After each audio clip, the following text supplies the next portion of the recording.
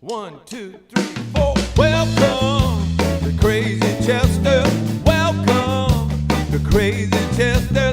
Crazy Chester's Radio Hour. Welcome to Crazy Chester.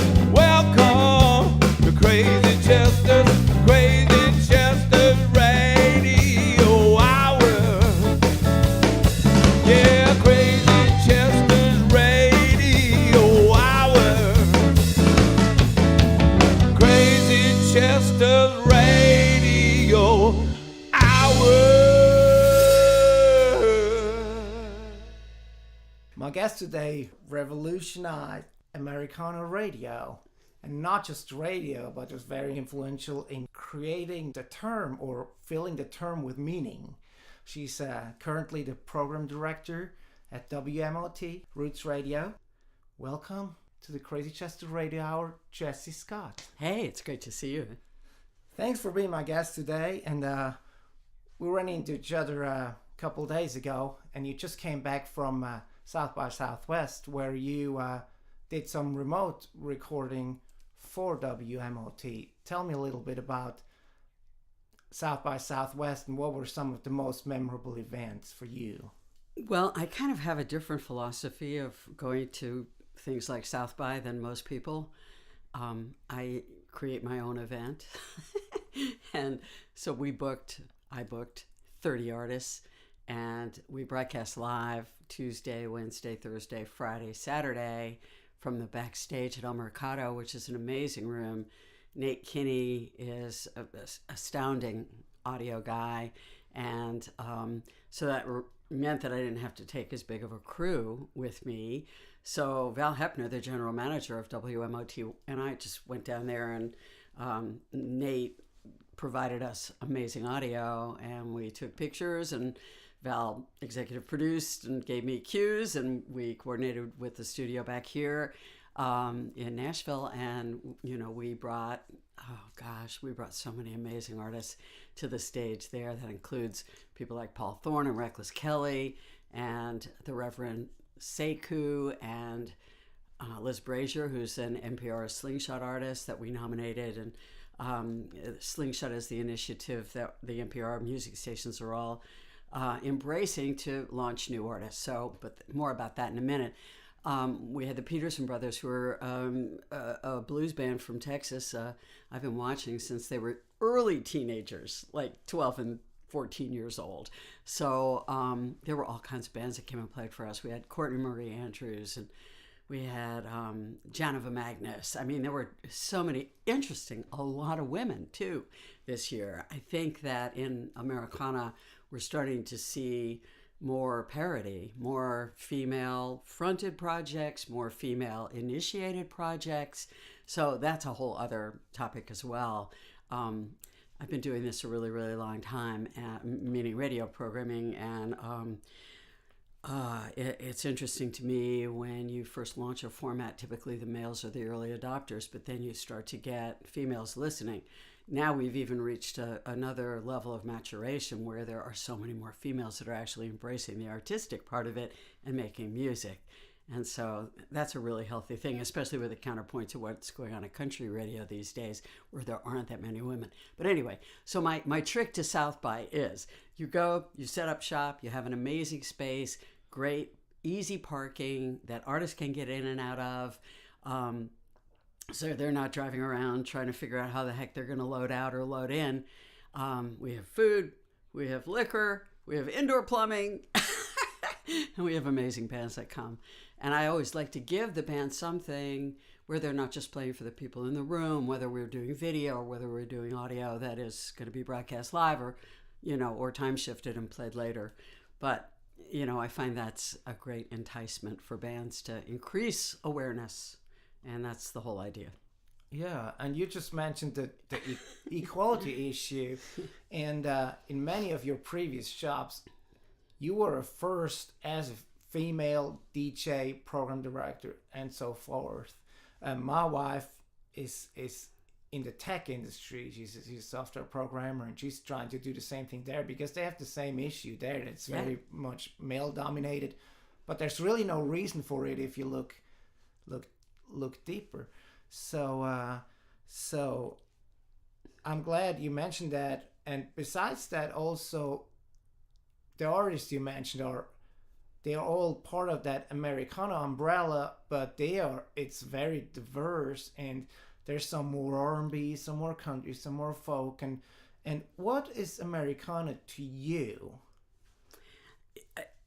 There's a book that kind of sort of lit my brain up about really looking at what this movement is about, and it's called the Mojo Triangle. And the thesis is that the Big Bang of American music happened with the overlay of different nationalities on top of one another. Altogether, their music created different shades in the palette of Americana, or American music, which, you know, we throw back to name Americana as a movement. So basically, the Mojo Triangle is a geographic place. It's Memphis to Nashville to New Orleans. And you had Native Americans, African Americans, and all kinds of European traditions. I might also add that triangle only tells part of the story, because it really happened in lots of other places as well. You can extend it to Oklahoma or Kentucky or Bakersfield, California even, you know, for this effect to occur. And the effect, again, is that these nationalities all brought their music to one another, even sometimes before they could speak to one another. They were hearing and appropriating bits of it into their own music. And so something new was born. And whether you talk about Dixieland, or whether you talk about the blues, or whether you talk about country, or whether you talk about, you know, rockabilly synthesizing out of country and turning into rock and roll, this was all planted by multiple traditions, which is unlike anywhere else in the world, basically. It's why it happened here, is because of our melting pot. Yeah, and a couple of years ago, or it might be a couple and a half now, WMOT was created. Well, WMOT already existed, but it became a Roots radio station, an Americana embraced station. Can you tell me a little bit about the genesis of that project? Yeah, you want to know on the personnel side, or just the operations side? Yeah, or both? A little bit both, I guess. Like, you know, from the idea to the station. So, Ken Paulson, the dean of the College of Media and Entertainment at MTSU, has been a long-time Americana supporter, and he a couple of years ago, I saw him. There was an Americana party that honored the Gavin radio chart on its 20th anniversary. I was one of the Gavin editors, and I was at this party, and Ken was there too. And he said that he was contemplating taking the radio station Americana. So I had an inkling that maybe something was going to come down, and I just packed my car one day, and I was in New York, and I moved here. I wasn't really certain whether anything was going to happen with this, but I just really felt like there's so much going on in Nashville that this is really where I needed to be. So I just packed my car with what I could fit, and I drove here. When I got here, I got a phone call from a friend saying that I should reach out to Craig Havikhurst and see what was going on.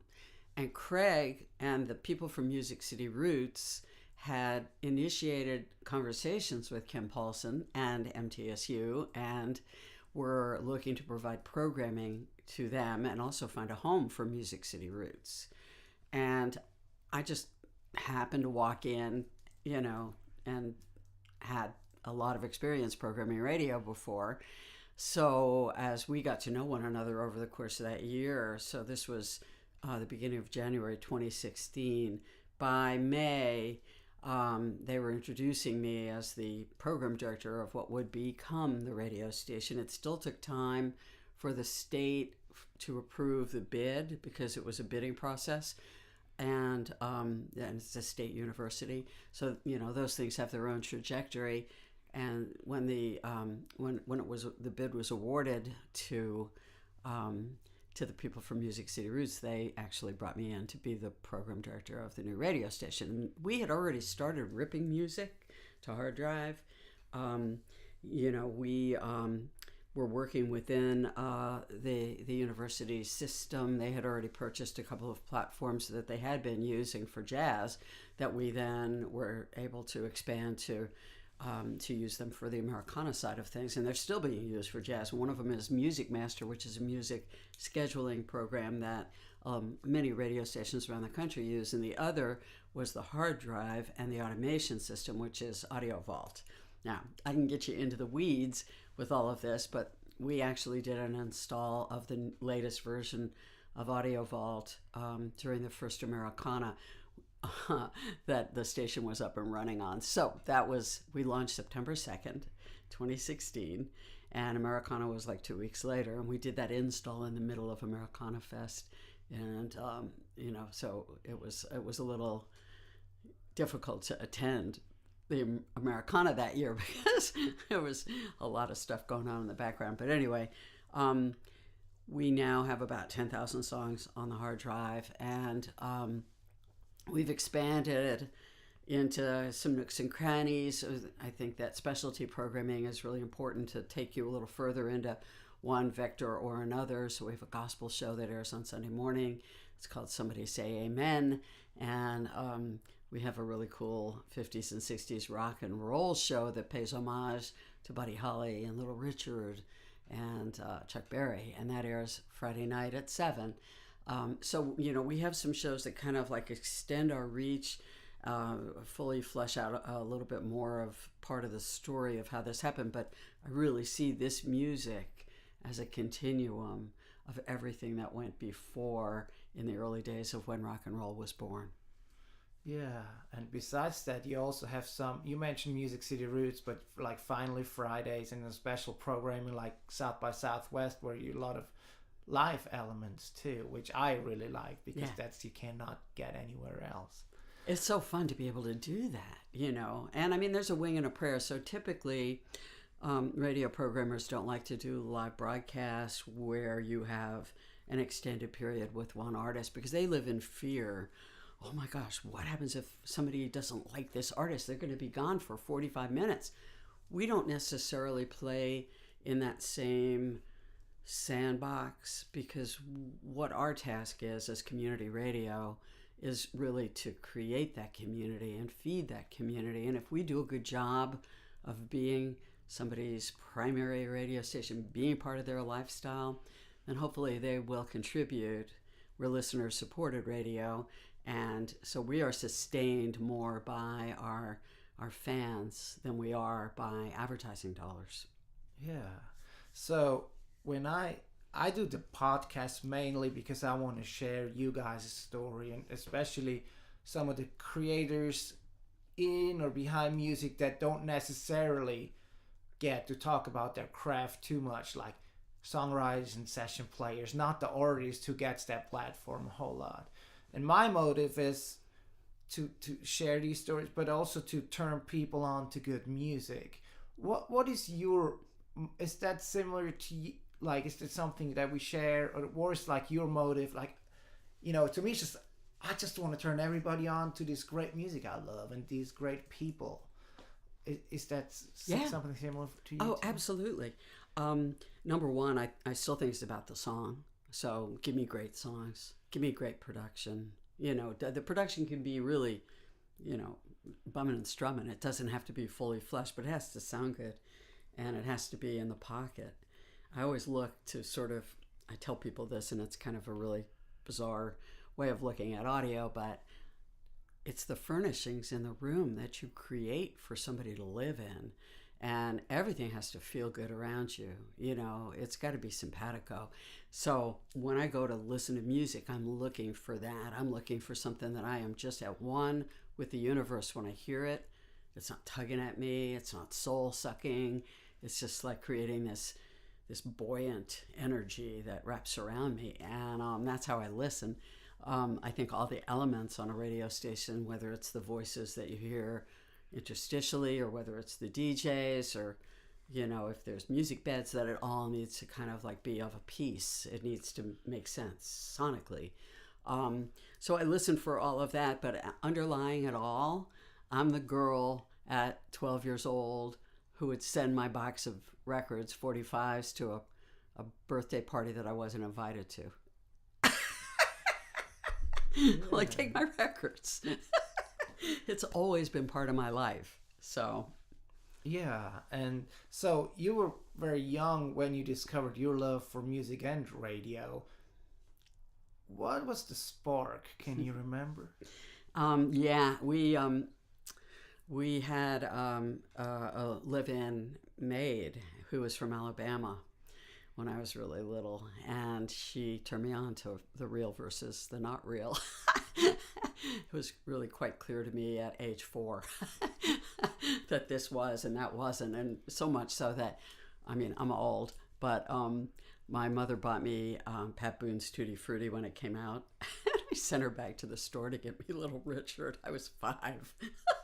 I'm like, no, Mom, this isn't it.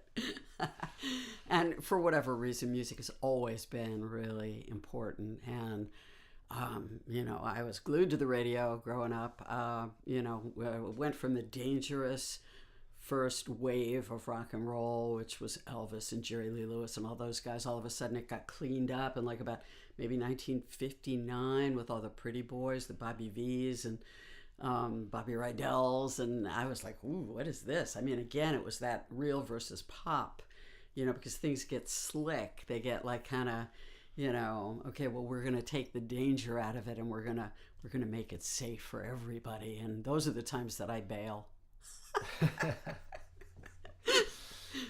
Yeah, so you got this passion in you, and then I guess in 71 you got a call to go to Philadelphia. Pittsburgh, actually. And what happened was I really wanted to be on the radio.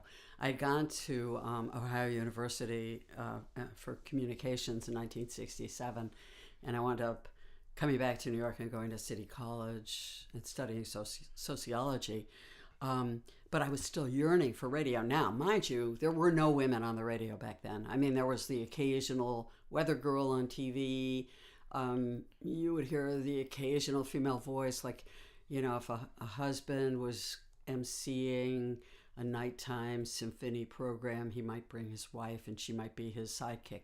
There were very few women on the radio at that moment, and I didn't care.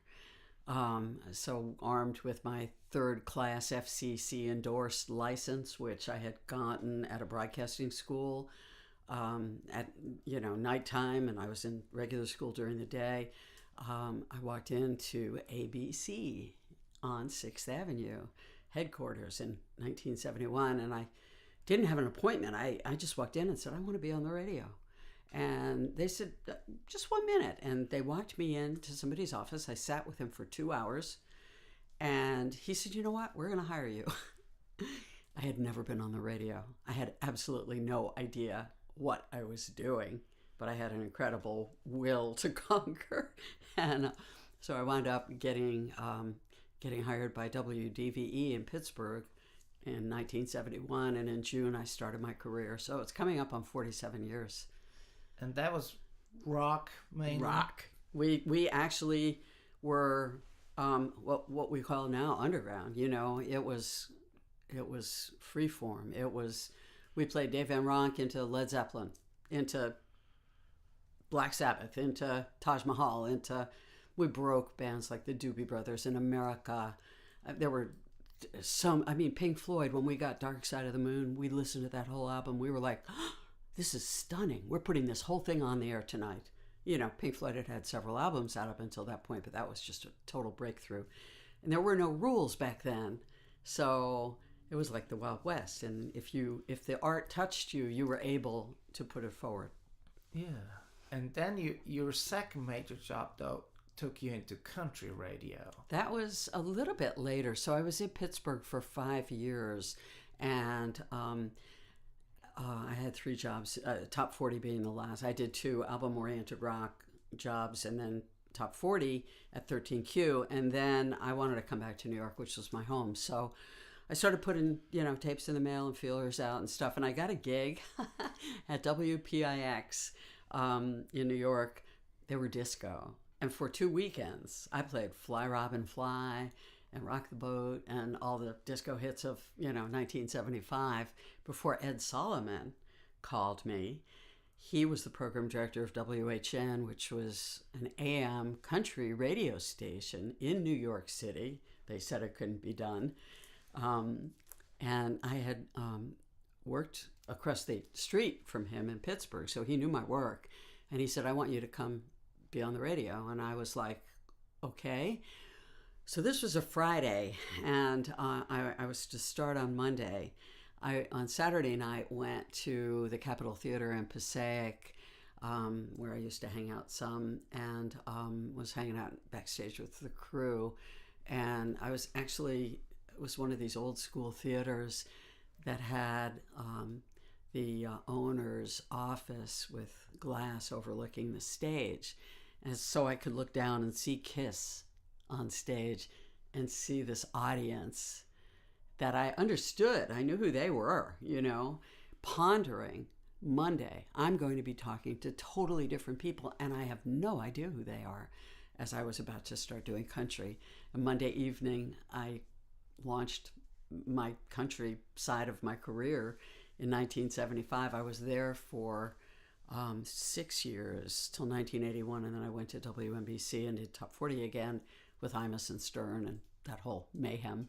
But anyway, the thing that was really cool about doing country for me, not having grown up with it, so it was a learning curve.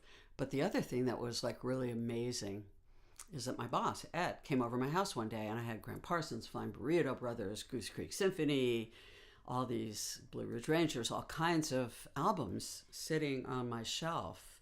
And so he was like, oh, we need to play these on the radio. He was a very free-thinking program director. He wasn't, many program directors really look to tighten everything down and just play it safe. That was not his stance. He wanted to expand the horizons and make it fun, make it interesting, make it unique. So we pulled all this stuff off my shelf and we carted up Sing Me Back Home and all kinds of other nuggets, which interestingly I still play today. But when I was playing those on the radio in 1976 in New York City, the light bulb went off above my head. I was like, this is a format. We don't need to be playing mainstream country to play this music. We need to just be playing this music. It took 25 years for XM Radio to hire me to do that. 25 years of the light bulb and just tucking it away in the back of your brain. You never know. You never know if you have the opportunity to do something like that ever in your life, but it presented itself. It was a lot of years later. Yeah. And hold on to your dream. Absolutely. Absolutely. Hey, something I wanted to ask you is, there is a Rolling Stones connection. Yeah. Would you mind diving into that a little bit? So, New York was amazing back in those days because you could meet people and they could factor into your life in significant ways that, you were not afraid to strike up a conversation with somebody at the bar. Anyway, I met this guy one night. His name was Zappa. He was not Frank Zappa. I did meet Frank Zappa, but that's another story. And he was an audio engineer, and he was like, hey, I'm building this studio uptown. You want to go look at it? It's going to be in this new venue. And I was like, sure. So we get in a cab and we go up to what would become the Hard Rock on 57th Street, and he's showing me the rack that he's installing, and we're talking about, audio requirements. And Isaac Tigert was the owner, and he came sweeping down the grand staircase with his Nehru jacket on. And I got introduced to him, and he said, oh, you're a DJ. Would you do the music for the opening party for the Hard Rock when we open New York? I said, sure. So I ran a whole bunch of tape. I was playing Icicle Works into Slim Harpo, into, really broad palette of stuff. And during the party, Isaac came to me and he goes, how fast can you crank these tapes out? People were dancing. I was bump dancing with Dan Aykroyd. It was all just amazing looking around the crowd of, the Hard Rock cafes, clientele or, friends of the family even. Anyway, Isaac was engaged, or I'm not certain if they married or if they were just together at the time with Ringo Starr's ex-wife Maureen, And Maureen and I got to be buddies. And Maureen kept saying, I need to introduce you to somebody. You need somebody in your life that lives in this world. And I was like, okay, whatever. So one night Bobby Keys was there, and I wound up sitting at the table with Isaac and Maureen and me and Bobby, and Bobby and I wound up going for a drink afterwards, and thus started a year of hanging out with the Rolling Stones. Just like that. It was pretty amazing. Yeah, and I heard that you also made some mixtapes for Keith. Yeah, we had the best time. I mean, I had 20,000 pieces of vinyl in my house, and we would just like dig into like the old Atlantic Records, R&B stuff, or I mean, we would like sit and the three of us just be huddled around listening to music together. It was like one of the highlights of my life, Bobby, Keith, and I, doing that. It was amazing. I mean, it really seconded the motion for me, And in fact, I have to say that Keith is instrumental in me pursuing the path that I did, because the counterpoint to that was listening to me on WNBC, where I was, talking up to the lyric, and I was not saying anything. I mean, it's DJ Patter. We all know it. Hey, it's another 9 in a row, whatever. I mean, we weren't even doing that back then, but, it was insignificant little bits of, just fill the 13 seconds of the intro time to where you hit the vocals coming in, and, WNBC music. So he listened to me and he said, this ain't it. You need to do something that has you in it. And I took that to heart. And when my son was born in 1986, when I came back after being home with him, I really wanted to be part of the Brain Trust. And that is the second part of my career, which kind of started in 1987 or 8, when I came back after, being home for a year with my son, to be more than just a DJ in the night. Yeah, and then from New York, your journey, it took you down to Florida for a while. LA first. LA first? Yeah, my son was born in LA. Then we moved back to New York, and I became the music director at a radio station in suburban New York and Connecticut, and was also working at WIMY on the weekends, which is the mainstream country radio station doing country. And then I was looking for an operations manager gig. So I got my first one in Melbourne, Florida, and I moved my family down there in 1989. We were in Florida for 7 years. And the last radio station that I was at in Florida was WMMO in Orlando, where I was the music director also. And we were breaking artists there, like Sister Hazel and Matchbox 20 and Paula Cole, and on and on. A lot of bands came up through our, Dave Matthews, a lot of bands came up through our ranks. And I started going to the conventions and started getting to know the other people in the industry. That led me to coming to Nashville to be program director of Lightning 100 in 1997. And I was here in Nashville for 5 years. I did a year at Lightning, and then I started doing indie promotion, where you call radio and work records. I was working Robert Earl Keen, I was working Emmylou Harris, I was working some Americana-esque titles, and then I was doing WSM on weekends, which was great also, which put me back on doing country radio. And then I got hired to be the Americana editor of Gavin, which is a trade magazine that had a lot of different formats that serviced different sectors of the radio world. And so I was there for the better part of 2 years. And then I got headhunted to go to XM and put a format on the air, an Americana format on the air. Although they didn't want to call it that. They wanted to use the earlier term, which when I started playing Goose Creek Symphony in 1976 on the radio in New York, it was called Progressive Country. So that's what they pitched me on, and we later changed it to Americana as the name started bubbling up more. I was at XM Radio. I was one of the first people that they hired.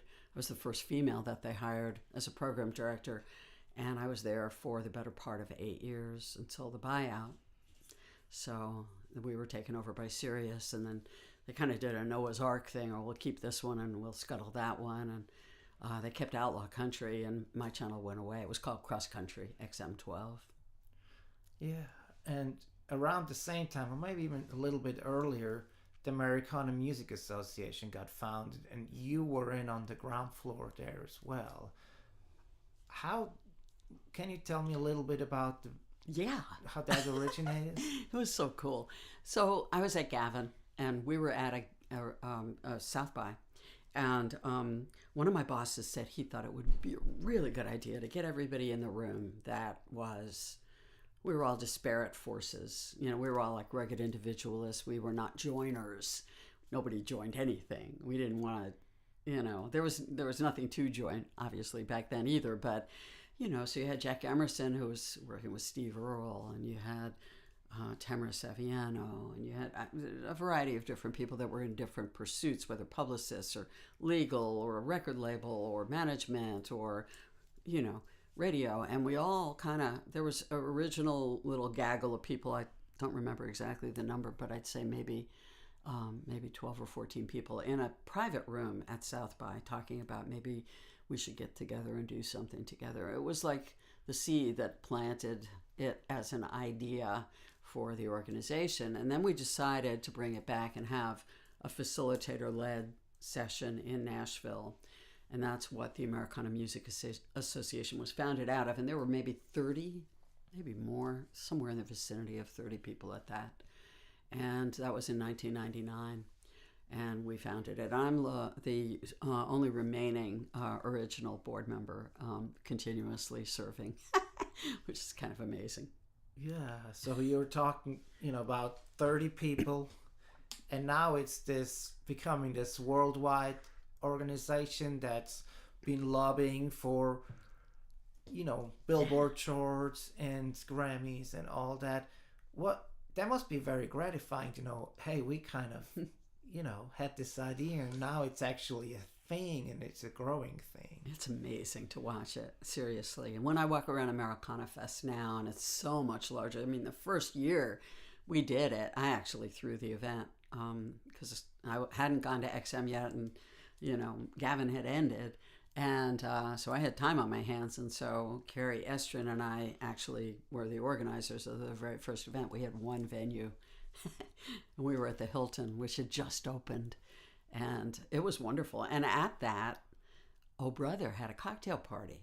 We couldn't have possibly known what that record was about to do, you know, in terms of really extending the awareness of this music. And I like to say that I think that there were so many people that listened to the Sonics on Oh Brother, Where Art Thou, that were growing up, that might have been 10 or 12 years old, and then when they were 22, that music was incorporated into these artists' music in a way that was no apologies. They just went for it, and it revolutionized yet another generation to love some of the old-timey sounds. Yeah, and one thing I would like to talk about briefly too is, I guess after the XM period ended for you, you started Music Fog. Yeah. Can you tell me a little bit about what Music Fog is? Yeah, and I just sort of give it to you from we were on the road together, a lot of the XM employees and I, to come to events like South by Southwest or Farm Aid or Bonnaroo and produce live radio from the field, typically on a tour bus. And that was a couple of different parts, one of which was the capture of the live concerts that we had rights to, because I negotiated all of that with people. And the other part was to create interstitial pieces on the road to connect the dots, or sometimes be live, and connect those long form pieces, you know, fill a little bit of time, say, hey, you know what, we were going to bring you Just Stone, but they actually were golf carting audio to us. I mean, we were in the dark ages when we first started that. We were burning CDs on stages, and then they were golf carting them to us, or we got to the end of when we were working with Bonnaroo and they were flying fiber to our bus. And we had like one bunk that was all digital recorders, and each was associated with a different stage, but we had conduit to the bus. And I mean, we refined it to this amazing level, and we were backhauling back to DC on satellites, and it was amazing. I mean, especially like you're in the middle of a field at Bonnaroo, you know, it's a cow pasture, and you're doing all this high-tech stuff. It was really, I love that. But anyway, I digress. So we all took the buyout, all those folks that were on the road with me. We loved being on the road together. And the other thing that was so amazing, we never really got the opportunity to do at XM, but was part of my plan for it, was to really like kind of capture all the crazy stuff that happens on the road. You know, Bonnaroo is in June always possible to have huge thunderstorms. We had Xavier Rudd and his didgeridoo up on our bus because it started pouring down rain, and they were, you know, tarped, and they were like, can we seek, shelter on the bus? We're like, come on up. So those kinds of things that were happening were amazing. And, you know, I really felt there was a story in those, as well as just the music and the camaraderie. And that each of those events brings a different tribe together. And I think that's really important to look at, you know, all of these different tribes. Lollapalooza would bring a different one from Farm Aid, would bring a different one from Bonnaroo, from South by, I used to do Music Fest at Steamboat Springs, this Texas Red Dirt World, and in January every year. Each one had its own flavor, had its own stuff, but there were also commonalities that were, I think, really interesting. Anyway, so the idea behind Music Fog was to just keep going and have a megaphone and keep, you know, recording in the field and archiving stuff. And last year we nearly touched 11 million views. I think we were like, I don't know, 50,000 shy of 11 million views.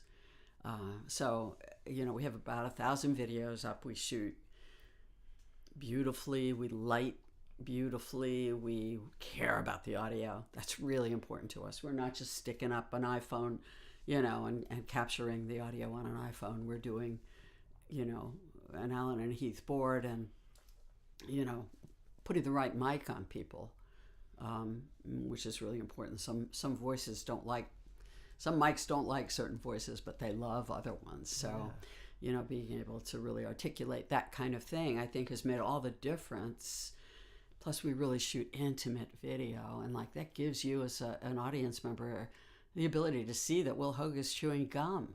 You know, why is he chewing gum? I can't tell you how many people, you know, why is he chewing gum? Paul Thorne chews gum. A lot of people chew gum, and of course, the story behind that is that they use it to keep their throats moistened. You know, so they're not being rude. But people don't know that. But typically, you don't see that somebody's chewing gum when you're sitting in the audience. Yeah. You know, you're 10 rows back, you're not seeing the gum. Yeah. How was that to, you know, you mainly working in the audio only field, of adding that element of the visual to the story? Is that something you were kind of wanting to do for a while, or is that almost sometimes a distraction from just the oral adventure? Well, it's something that I really wanted to do for a while, because again, this was so colorful being on the road that I really wanted to capture those kinds of moments. I mean, we were on the bus in Chicago at Farm Aid. We had everybody almost in the world on this bus. We didn't have Willie, we didn't have Neil, we didn't have John Mellencamp. But the door, we were parked backstage, and the door would open to our bus. And we weren't marked, nobody had any idea who we were. And Buddy Guy would come out, and everybody would like, you know, I don't know what they were expecting, but there was a whole gaggle of people at the stairs of our bus. And every time an artist would come downstairs, Arlo Guthrie, you know, if it was one of us, they'd go, you know, because they didn't know us from Adam. But we had Arlo and Emmy on the bus talking about what they used for their white hair, what shampoo. You know, we had Buddy Guy and John Mayer on the bus playing together. We had Los Lonely Boys singing a cappella to me in the front of the bus when Jeff Tweedy got on to walk through the aisle to get to the back of the bus where we were doing interviews. And, he was like trying to weave his way through us, me interviewing them and them singing to me. It was remarkable visual stuff. And I really wanted to capture that. So music for me is still very auditory. But these were such cinematic times that I just really felt it lent itself to telling the whole story. Yeah. So you were part of a lot of firsts, not just, the Americana format, but also we talked about you being the first, DJ at that station, first female program director. Now, did you have any idols or mentors? I heard that at one point you were able to collaborate with Wolfman Jack too. Love what Wolf. are some of your mentors or people you looked up to over the years? There are so many, and a lot of them obviously are guys, because there were no women really in the kinds of roles that I aspired to.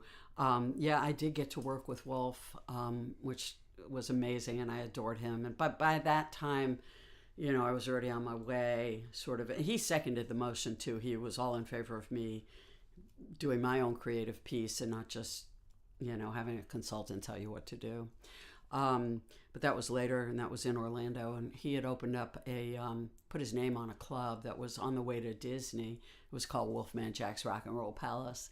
And I got to work with him primarily for that, and, stage managed and talent coordinated like 3 days, rock and roll shows with the Shirelles and the Shangri-Las and the Drifters and all these amazing, Freddie Cannon, all these, Gene Chandler, all these amazing, 50s and 60s artists. That was a joy too, because again, that was my music also. So, we had a real sort of common bond through that. But primarily the people that I took insight from along the way were my program directors and my assistant program directors. I worked for Bill Tanner at 13Q in Pittsburgh. He's an EDM guy, but he was an amazing program director. He really got the best out of you. E. Alvin Davis was his assistant program director, and he sat me down every single week, and we voice tracked, and he would go over my air check every week and say, you could have done this better, you could have done this different. The nuance, teaching somebody how to actually be on the radio and use the time efficiently and get your message out and be innovative with it and not be redundant or boring. It was an utter art form that he opened the door to. So that part was wonderful. Ed Solomon, who was the program director of WHN, taught me a lot about wherever you are in a format, whatever your core is, that you can look at the vectors in a different way and be expansive rather than contract them, which is unfortunately what most radio stations do right now. Is they're happy to play the same 250 songs that test well in an auditorium test, and they're just playing the same things over and over, and there's not a spark of innovation or creativity or interest. There are a lot of people that's fine. They're just punching in for 20 minutes, go pick their daughter up from soccer, but that's not fine for the art of radio. So, that's what I get to kind of, continue, is really to, shine a light on what it could be, how good it could sound if you're not sitting in a room scared that you're going to lose your audience to your competitor.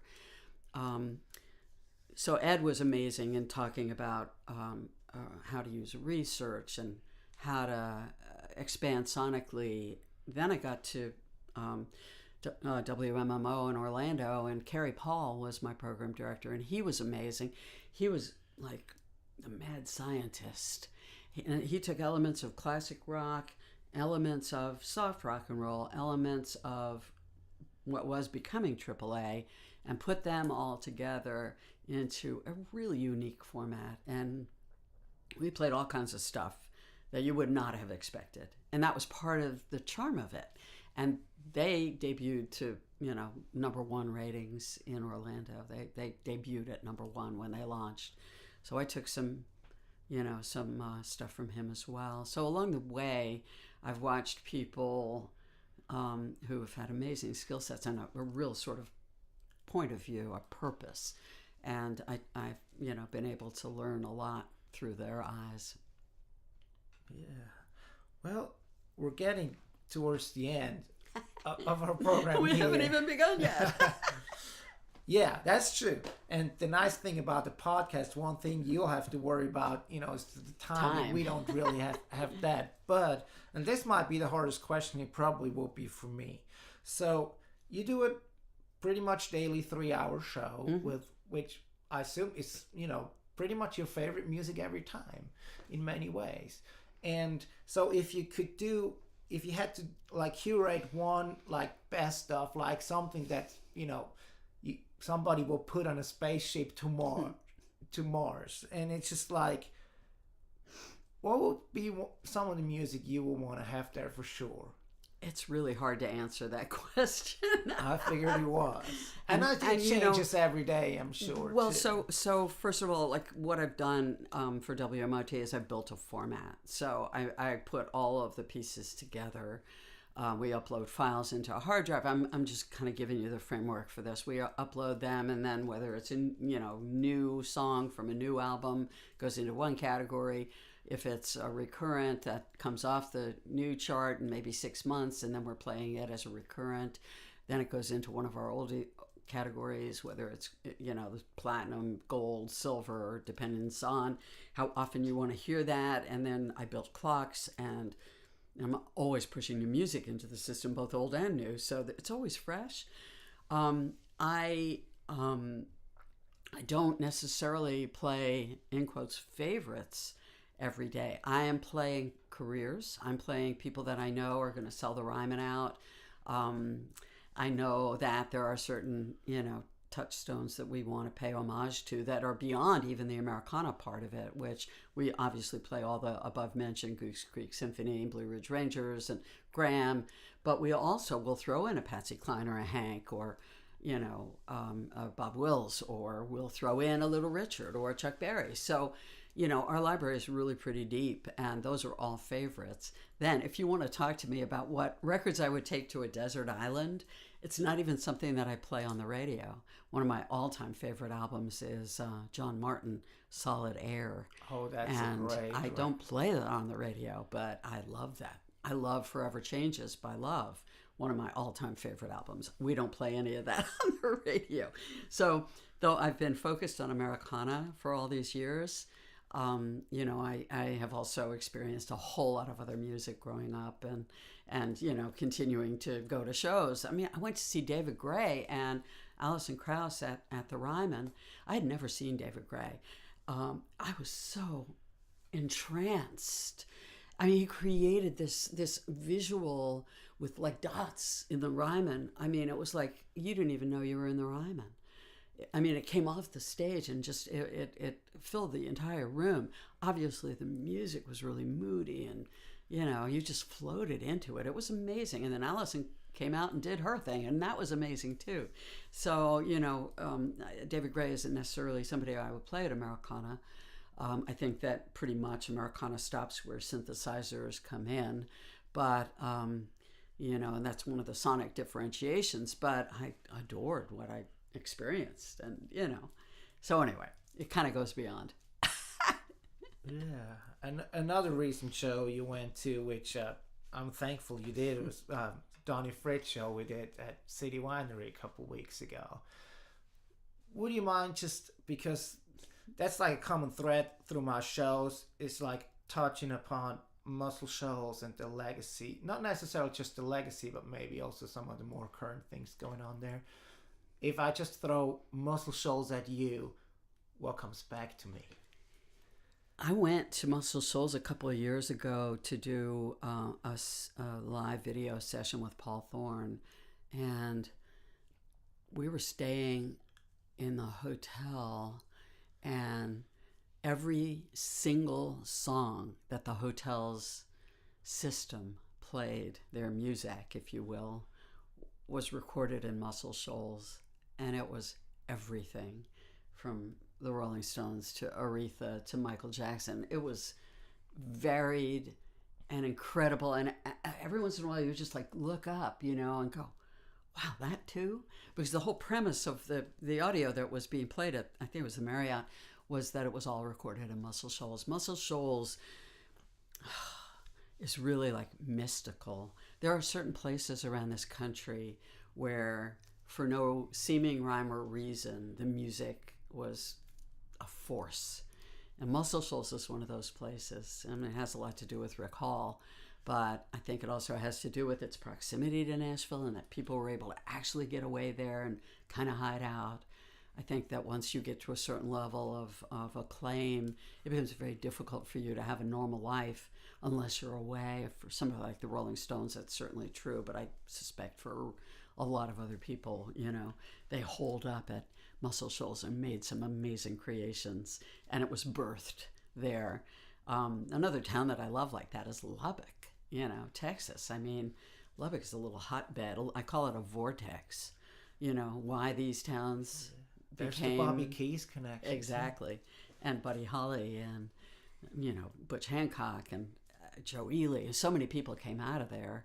Anyway, so for whatever reason, I'm not, you know, I don't know if you can divine these things of why these towns had, you know, the elements together to make a bigger thing happen out of them. But I'm very thankful for Muscle Shoals having that. Yeah. And in a way, it almost doesn't matter. Just the fact that it happened, that's the gift. That's the beautiful thing. Yeah, absolutely. Yeah. Well, thank you so much for sharing all your wonderful stories with me here over the past hour. And I'm always, you know, talking to a radio professional, me with being and pretty much an amateur at doing this. That's always, you know, great too, because I can pick up a couple things here and there. And thank you for curating the soundtrack to you know, my life, but also like this, you know, compiling this cool music, getting out there and hopefully turning more people on too, because it's just such a wonderful... Americana to me is such a wonderful thing because it connects the past with the present and hopefully the future that I don't know if anything else does as well. I agree. And the other thing I would add is for the people that say there's no good music being made anymore, you're just not digging hard enough, because there's tons of great music being made. And, you know, it's just unfortunate that radio, for the most part, isn't playing it. So, you know, if that's the only influence that you have, is they're playing the same old, same old. It's not for lack of new music. It's for lack of being adventurous on radio's part. So, you know, we're here to hopefully help remedy that. Yeah. Last question. What's next for you? Who knows? I have no clue. I wake up every day. It's an adventure. You know, I love what I'm doing right now. And, you know, I'm totally in the groove. We've got shows coming up in the next 2 weeks with Dierks Bentley and Billy Strings, Margot Price and Josh Headley, and then Daryl Scott and Kim Ritchie. And we might have a special guest on that show. And I get to live in this really wonderful... You know, it's like being like in the pantheon of the gods as far as I'm concerned. I get to like kind of pull these pieces together, and I'm just like, holy mackerel. You know, we just got back from Austin, and we broadcast 30 bands, and they were amazing. And it included Kevin Russell from Shiny Ribs. You know, it was so creative and so incredible, and, you know, really virtually can, you know, he can sing the menu and entertain you. You know, so I really love the world that I get to live in, and I never know which side of the prism I'm going to be looking at next. And I've been a talent buyer, I've been a radio person, I've been a journalist. I've seen a lot of different sides of things, and, you know, you just never know if another opportunity is going to come knocking. Yeah. Well, thank you for being my guest, and I wish you all the greatest musical adventures to come. Thank you.